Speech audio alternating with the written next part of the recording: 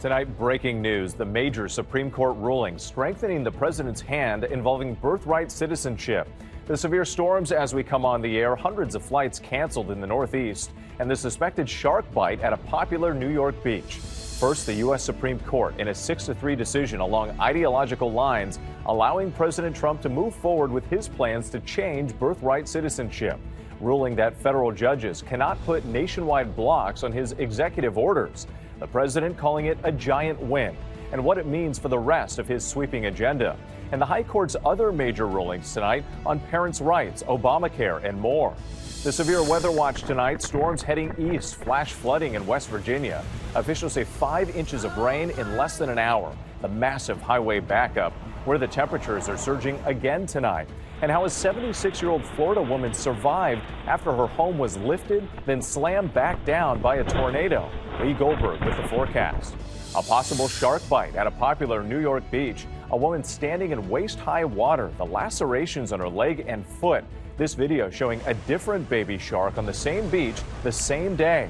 Breaking news, one of the last fugitives who broke out of a New Orleans jail more than 6 weeks ago, captured late today. What we've just learned.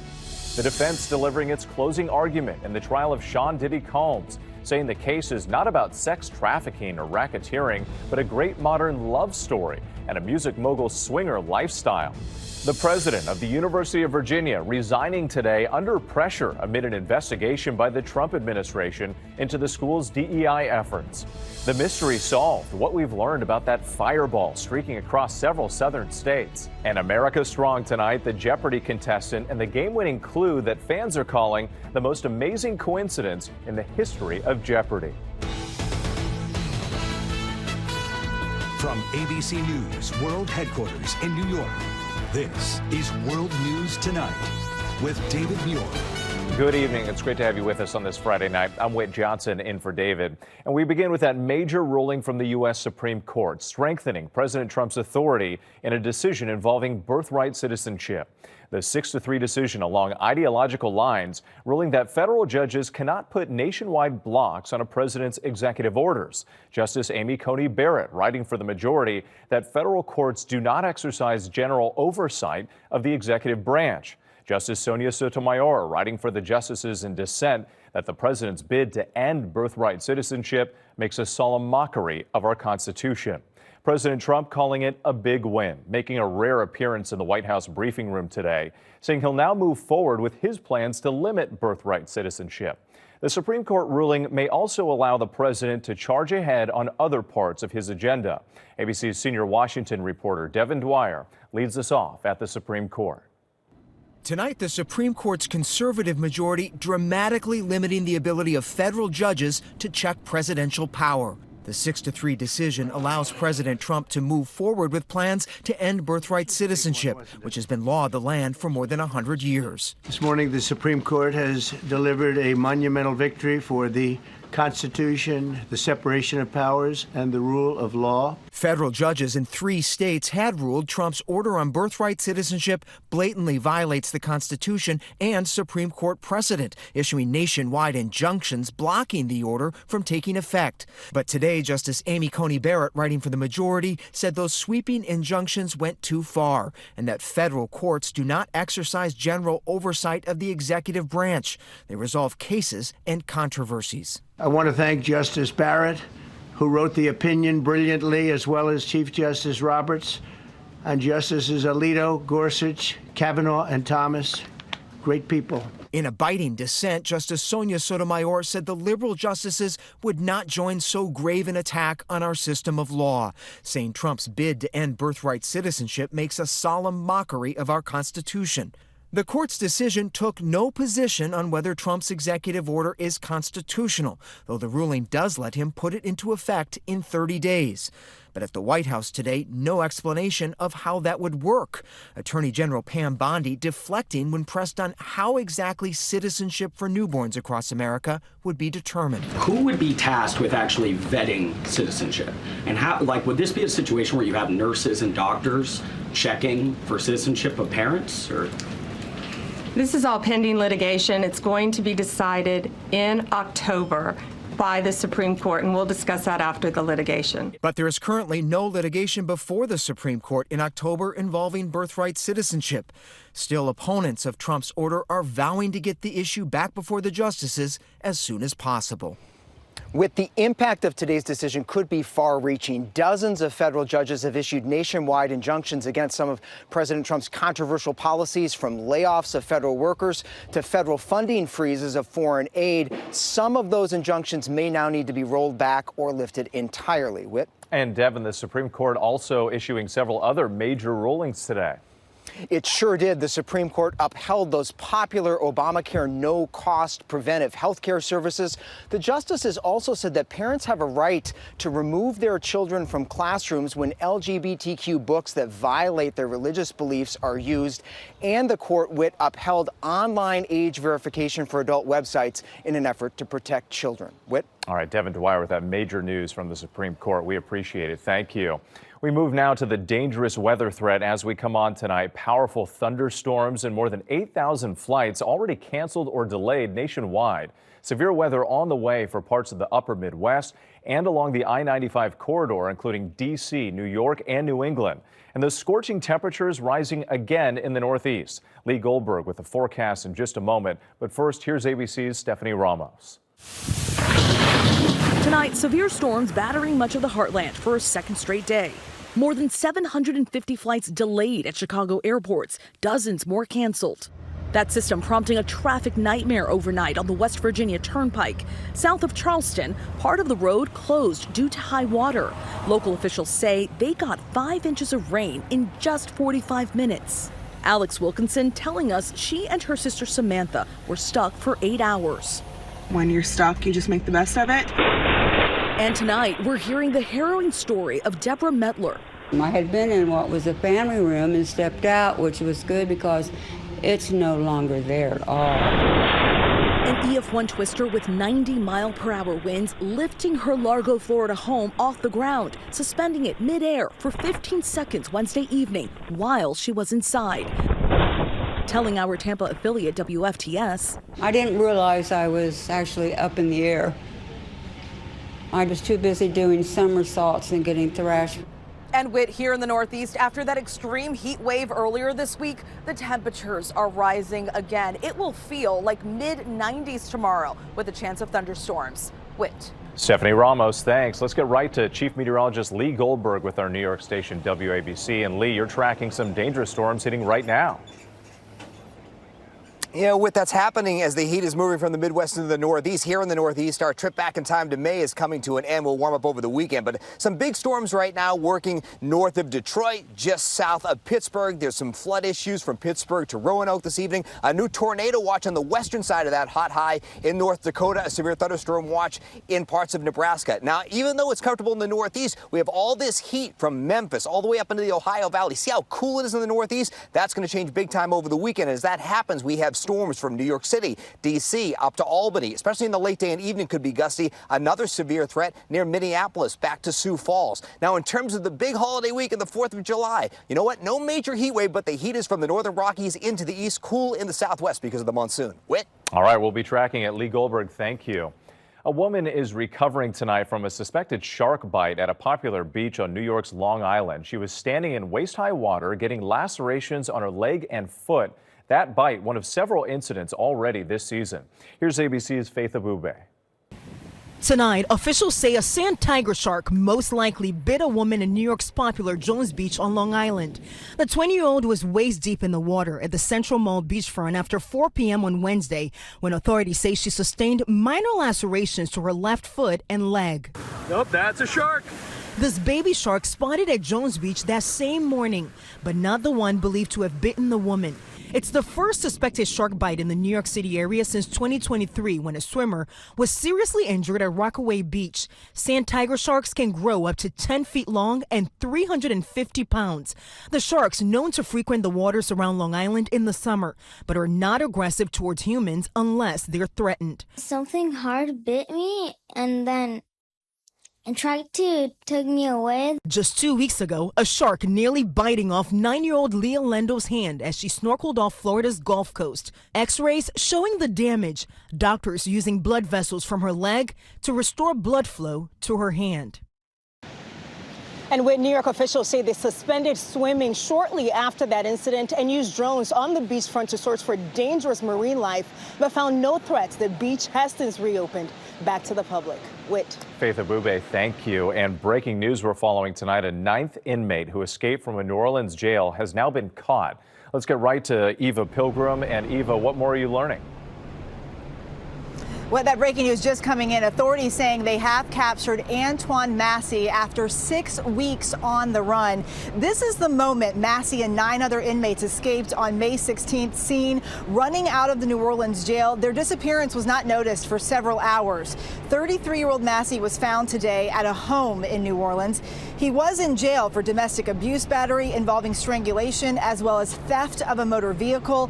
Videos had surfaced on social media earlier this month appearing to be Massey. That led to a failed raid. There's still one more inmate, a convicted murderer on the run tonight, but a major break so far in this case. Whit. Sure is. Eva Pilgrim, thank you. Now to the Sean Diddy Combs trial. Today, the defense delivering its closing argument, mocking the evidence, calling the prosecution's case overzealous. Jury deliberations expected to begin on Monday. Here's ABC's chief investigative correspondent, Aaron Katursky. For more than 4 hours, the defense tried to persuade the jury the trial of Sean Combs has nothing to do with sex trafficking, racketeering, or prostitution, but is a great modern love story, arguing star witness Cassie Ventura was no trafficking victim, but a woman who actually likes sex and willingly took part in sexual marathons with male escorts. This was her lifestyle choice, too, the defense said. She's not clutching her pearls.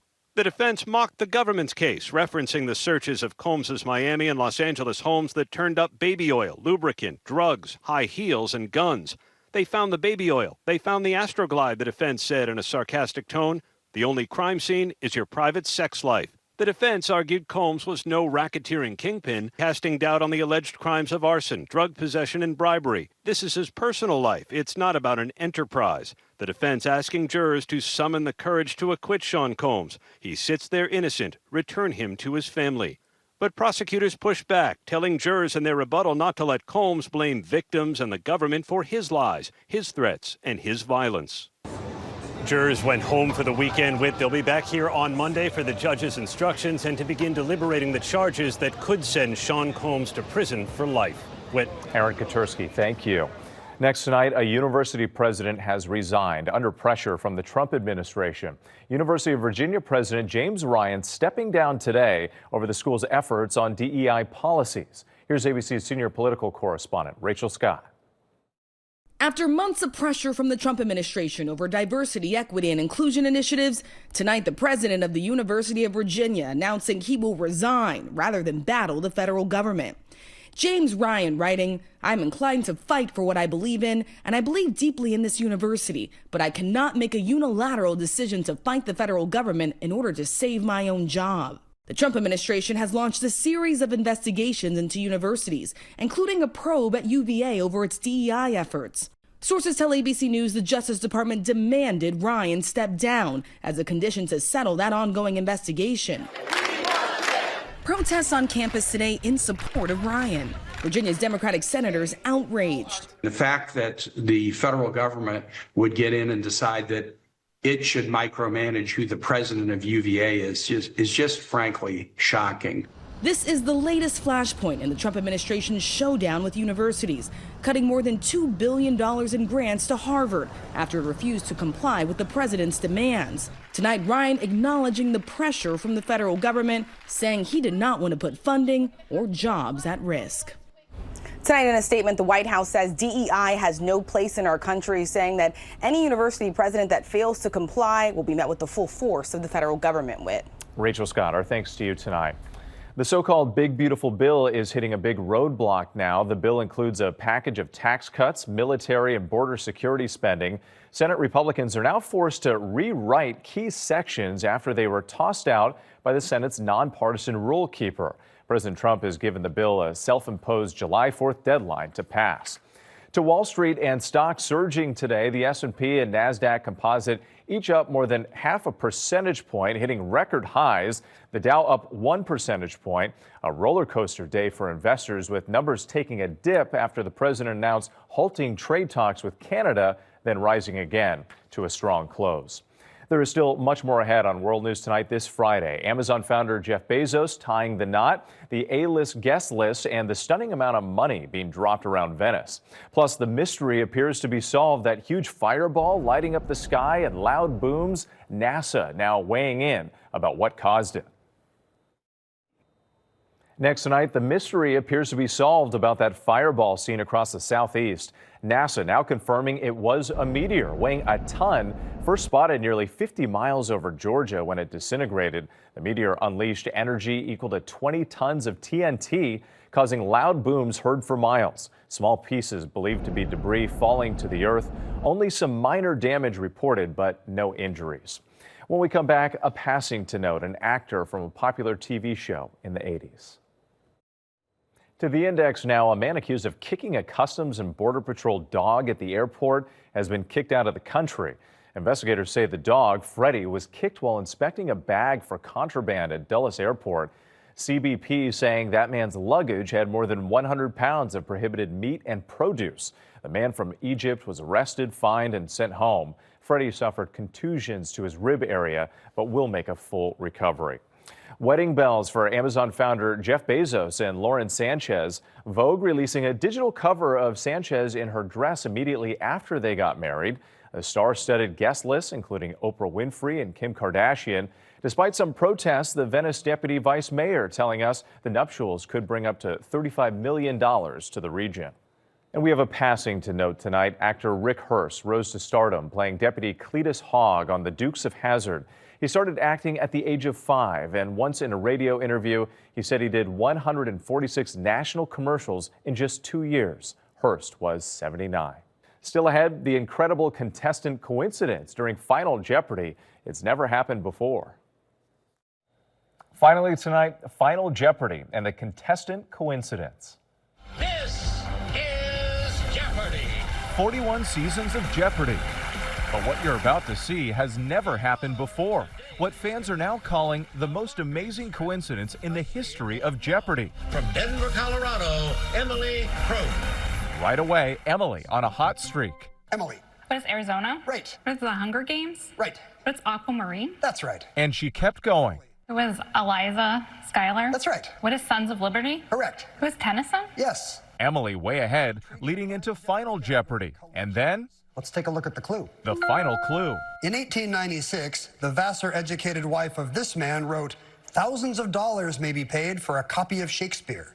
The contestants' guesses. It's not Smith, I'm afraid, and it's not a Rockefeller either. And then it was Emily's turn. Who is Folger? And that's correct. You're a Jeopardy champion, Emily. Emily with the win. And as the credits were rolling, you see Emily and host Ken Jennings talking. Ken looking surprised. That's because of what Emily had just revealed. She is a distant relative of the correct answer. In fact, she's named after the wife mentioned in the clue, Emily Folger. Tonight, Jeopardy sharing what happened behind the scenes. Say that again, Emily. That was my great-great-great-aunt Emily. Emily Folger, the one we mentioned in the clue, yes. is the person you, Emily Croak, are named after. Yes, yeah. Wow.